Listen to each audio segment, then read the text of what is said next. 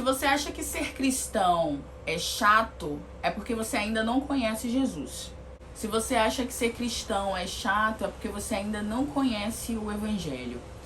Você pode me perguntar: Jéssica, como que eu conheço a Jesus? E como que você entende o Evangelho? Quando você entende o que a Bíblia diz a seu respeito, quando você entende que existe um Deus que ama você incondicionalmente, que ele, sendo Deus, em toda a sua glória e majestade, poderia criar algo do nada ou a partir de algo tão espetacular quanto tudo que já foi criado, e ainda assim ele te escolheu para ser tesouro particular dele, tá lá em Malaquias.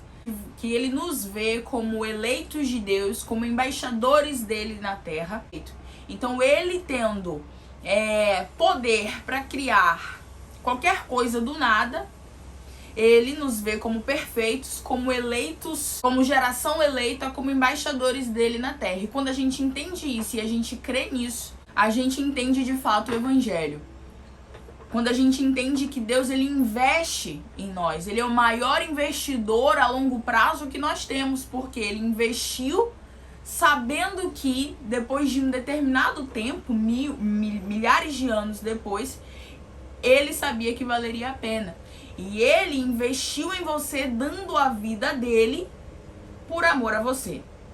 Então, quando você entende e crê nesse sacrifício vivo, é que você entende de fato o Evangelho. E a partir daí, o Espírito Santo de Deus, o nosso Consolador deixado por Cristo na terra, ele nos empodera nele, no Espírito Santo, ele nos empodera nele, num nível de vivermos milagres e maravilhas tão grandes quanto as que Jesus operou aqui na terra, quanto esteve aqui. Que amor é esse? Primeiro de tudo, quando você entende o Evangelho, você passa a crer nesse amor, que nossa visão ela é limitada e a gente não entende esse amor. Mas, ainda assim, a gente pode crer nesse amor, e a partir desse acreditar, dessa fé, é que a gente conhece a Jesus, que a gente entende o Evangelho. Aí, a partir desse empoderamento que nos é dado através do Espírito Santo de Deus, a gente não consegue enxergar em outros lugares ou em outras religiões, apesar de que também eu não acredito que o Evangelho seja uma religião. Jesus, ele não é religião. Quando que você vai ver em outra religião ou em outro lugar pessoas que estatisticamente, com o menor conhecimento intelectual, terem uma sabedoria que excede qualquer entendimento e qualquer conhecimento? E isso é bíblico, né? Quando que a gente vai ver, onde que a gente vai ver pessoas sem nenhum poder aquisitivo alcançar lugares altos, se não for milagre? Histórias de vidas serem transformadas, serem mudadas completamente, se não for através dele. Onde que você vai ver com olhos físicos mesmo, anjos trabalharem ao seu favor para te proteger e te livrar de coisas? Onde que você vai ver pessoas serem curadas? Onde que você vai ter conhecimento de coisas que ainda irão acontecer no futuro e essas coisas de fato acontecerem?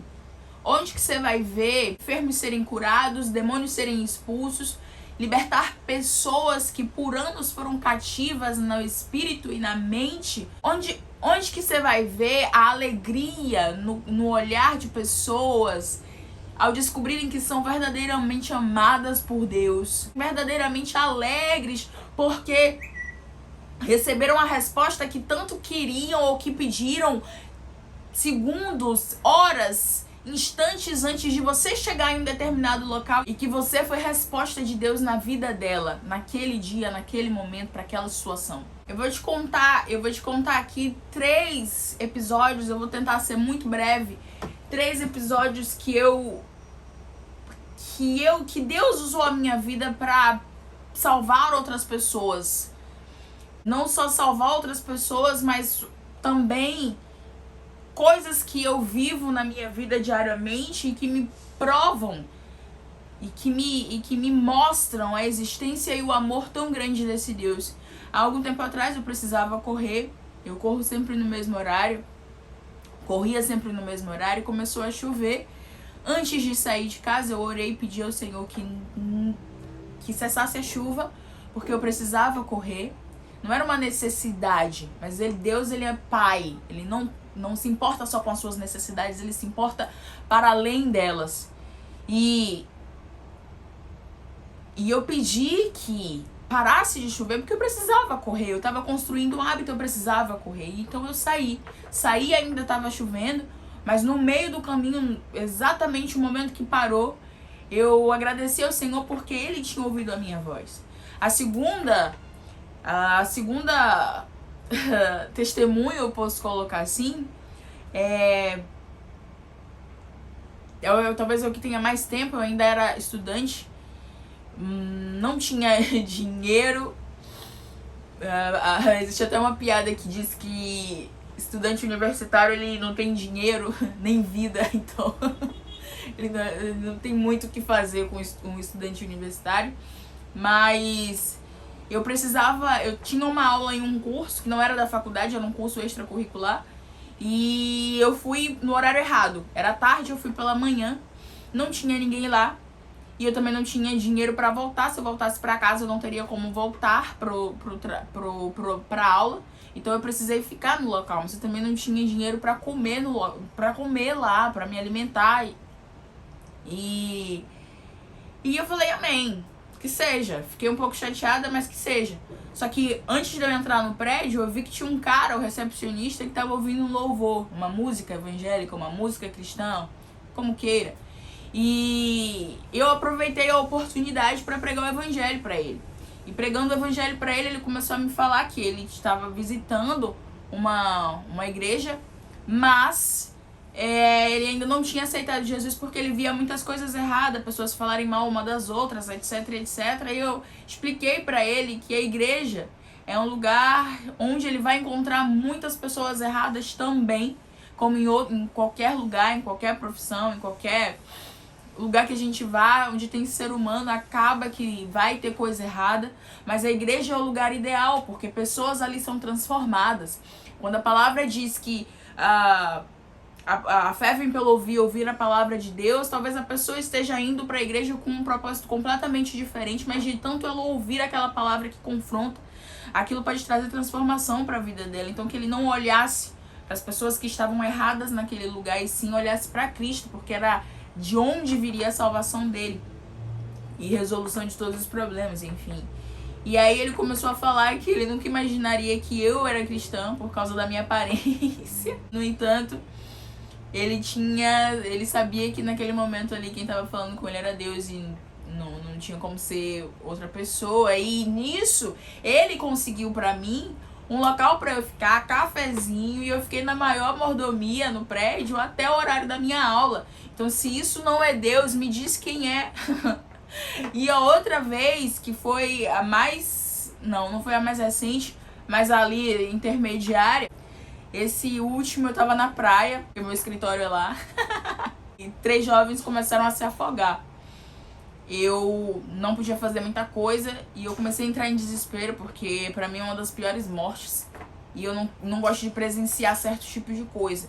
E a única coisa que eu podia fazer era orar. E eu, em prantos, comecei a orar e no meio da praia mesmo, de biquíni, orando e chorando e orando e chorando.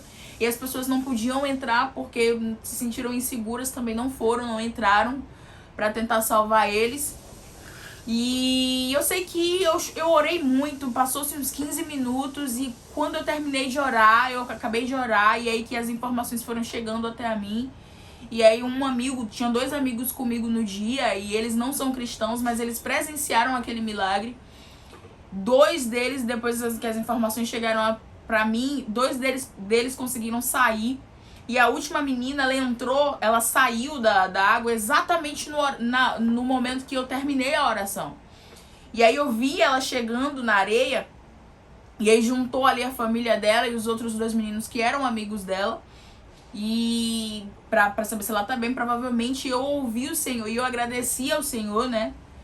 Meu coração ficou calmo, tranquilo, porque eu sabia que tinha sido Ele. Mas nesse momento também ele falou pra mim, agora vai lá e fala pra ela, não foi pros outros dois, foi pra ela, que quem tirou ela de lá de dentro fui eu. E aí eu vesti meu short, cheguei perto dela, perguntei se ela tava bem, se tava precisando de alguma coisa. E falei pra ela, olha, Jesus me pediu pra vir aqui te dizer que quem te tirou da água foi ele. Que quem impediu a sua morte foi ele. E realmente, literalmente, Deus me pediu pra dizer aquilo pra ela.